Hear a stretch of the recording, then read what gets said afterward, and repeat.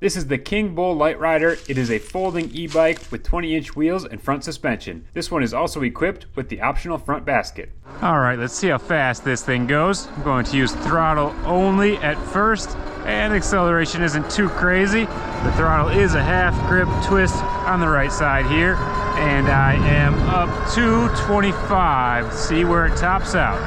Looks like right around 27 is what I'm getting right now. Okay, now I'm going to pedal and see if that gets me any faster. I am in the fastest gear, assist level 5. See what I can hit. Hitting about the same pretty comfortably, 26. Using some effort. Try a little harder now, 27, 28, 29. If I really push it, hit 30. All right, I hit 30 for a split second. So we'll leave it at that. All right, we just put the rack to the test with the ride to a spot to drive some RC cars. Got the cars in the back here, and then use the front rack for the controllers and some water, since it does not have a bottle cage. Bikes like this are great for going RCing because the rack on the back makes them easy to carry. It is a lot of fun to combine the activities. Oh, wow. If you want to see more RC action, you can check out my other channel called PSF RC. Since the bike I was on did not have a rack, I tried to put both cars on the Literider, and my strapping system was not quite good enough for the bumps in the trail.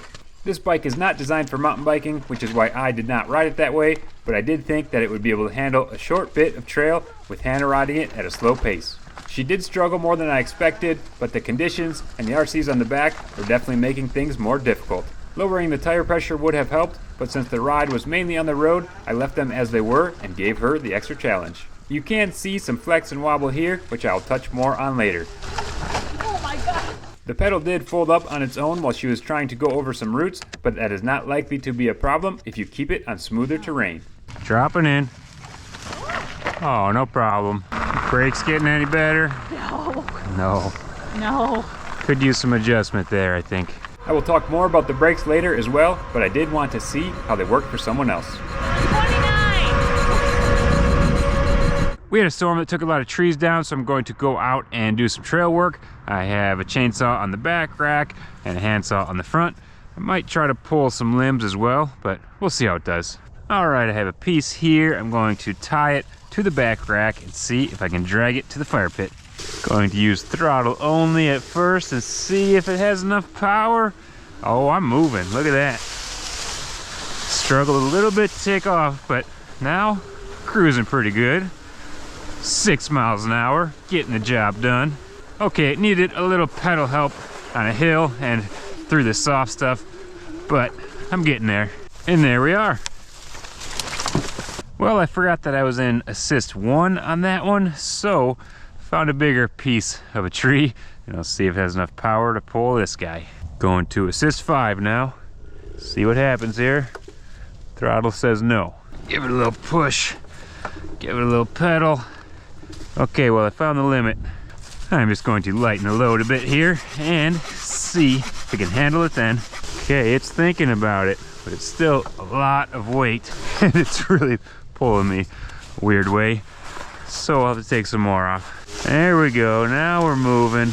So that test reminded me of the biggest downside of this bike. The bike has some positives too, of course. It's fast. The step through allows you to get on and off easily. The wheels are cool. Suspension is always nice to have. The front rack is a good option. The seat post is long enough for me at 6 feet tall and my wife at 5'4". The rack seems sturdy. The foldability makes it so it might be able to fit in a spot that a normal bike wouldn't, and it has a bell. I guess now would be a good time to test the foldability. There's a lever here to split the frame in half basically, and that will 180 the bike. There is a bit of a catch down at the bottom here, so it can then lean on that. Then you can also fold the handlebars here, spin that out so that pops and that goes down. You can also fold the pedals to get it into an even tighter spot, but that's how it looks folded up. Now we'll see how it is to unfold it. Swing the frame back straight, clip that one there, and you can use the kickstand again. Get the pedal back to flat and pull the bars up, clip that, and there you go.